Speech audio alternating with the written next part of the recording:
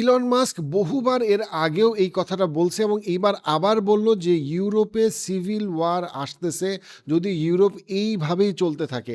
এবং সে mainly blame করছে ইমিগ্রেন্টদের মধ্যেও মুসলিম পপুলেশনকে। তার বক্তব্য হচ্ছে মুসলমানরা ইউরোপের সমাজ সংস্কৃতিকে সম্পূর্ণভাবে নষ্ট করে দিচ্ছে এবং ইউরোপের যেই বৈশিষ্ট্য সেই বৈশিষ্ট্য মুসলমানরা জাতি হিসেবে ধারণ করে না এবং মুসলমানরা এবং ইমিগ্রেন্টরা ইউরোপের জন্য সবচেয়ে বড় থ্রেট। এই বিষয়টা হচ্ছে কমপ্লিটলি স্কেপগোটিং। মানে হচ্ছে ইউরোপ আসলেই অর্থনৈতিকভাবে ধ্বংসের দিকে যাচ্ছে, ইউরোপ আসলেই বিপদের দিকে যাচ্ছে, ইউরোপের মধ্যবিত্ত একটা প্রচণ্ড ইকোনমিক চাপে আছে।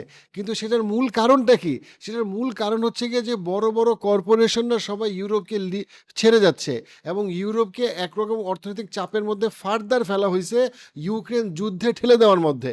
এবং আরও পরিকল্পনা হচ্ছে যেন রাশিয়ার সাথে ইউরোপের আরও যুদ্ধ পোল্যান্ড কেন্দ্রিক, ফিনল্যান্ড কেন্দ্রিক অথবা ইস্তোনিয়া কেন্দ্রিক হয়। জার্মানির অনেকগুলা বড় বড় কর্পোরেশনকে শাটডাউন করে দেওয়া হয়েছে অথবা ছোট করে নিয়ে আসা হয়েছে। পুরো ইউরোপের যে অর্থনৈতিক কাঠামো ভেঙে ফেলা হয়েছে এটা আমেরিকা এবং ইউরোপের বড় বড় কর্পোরেশনরা করছে। কিন্তু তারা চায় না যে তাদের মিডল ক্লাসকে কখনো বিলিয়নিয়ার এবং ট্রিলিয়নিয়ারদেরকে ব্লেম করুক। কিন্তু এই জন্য এটাকে বলে স্কেপগোটিং স্ট্র্যাটেজি। যখন তাদেরকে ডিস্ট্রাক্ট করার জন্য আপনি তাদের মধ্যে কোন্দল তৈরি করেন এবং সবচেয়ে ইনফেরিয়ার যাদের সাথে কোন্দল তৈরি করাটা সহজ সেটা হচ্ছে মুসলিম ইমিগ্রেন্টরা। এই জন্য মুসলিম ইমিগ্রেন্টদেরকে বারবার পুশ করা হচ্ছে।